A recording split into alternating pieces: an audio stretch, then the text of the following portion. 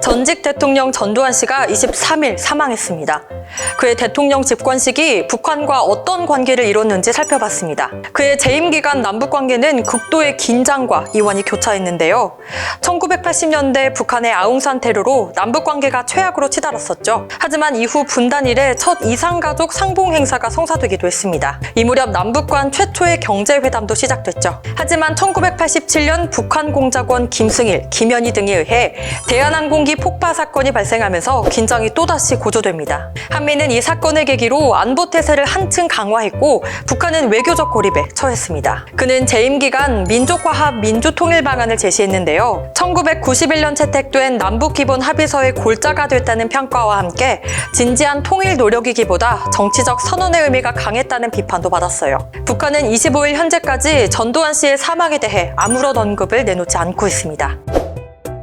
미국과 중국의 갈등을 일부 해소하는 계기가 됐던 역사적 핑퐁 외교가 50년 만에 다시 시도됐습니다. 한국전쟁에서 중국이 북한에 군사적 지원을 한 점을 이유로 미국은 중국을 침략국으로 규정하고 국제사회에서 고립시키는 외교 정책을 채택한 적이 있는데요. 하지만 1970년 미중 대탕트 분위기 속에서 미국 탁구 선수단이 중국을 방문했고 역사적인 핑퐁 외교가 시작된 바 있습니다. 이번 핑퐁 외교 50주년을 맞아 미국과 중국 선수들은 미국 휴스턴에서 열린 2021 세계 탁구 선수권 대회 파이널스 경기에 복식조를 결성해 참가했습니다. 경기 참가뿐만 아니라 함께 훈련하며 호흡도 맞췄는데요. 이번 복식조 결성으로 근래 갈등을 빚는 미중 관계에 미세한 변화가 생길지 관심이 쏠리네요.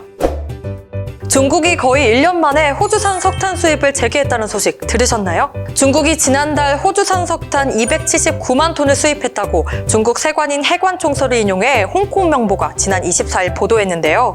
앞서 호주산 석탄 수입 금지는 중국 내 대규모 정전 사태를 초래했을 뿐만 아니라 국내 요소수 부족 사태에도 영향을 끼친 바 있죠. 일각에선 이를 두고 호주가 미중 갈등 상황 속에 미국의 기혼점에 대한 보복의 성격이 강하다는 분석이 나왔는데요. 이번 수입 재개가 양국 관계의 개선의 계기가 될지 나아가 미중이 갈등 관리에 나섰다는 점을 보여주는 지표가 될지 주목됩니다. 다만 중국 당국이 수입 재개를 공식 확인하지 않은 상태여서 석탄 반입이 완전히 회복된 건지 아니면 앞서 선박에 묶여있던 물량이 하역된 건지는 불확실한 상황입니다. 이번 주 위클리 코리아는 여기까지. 다음 주에 새로운 소식으로 만나요. 안녕!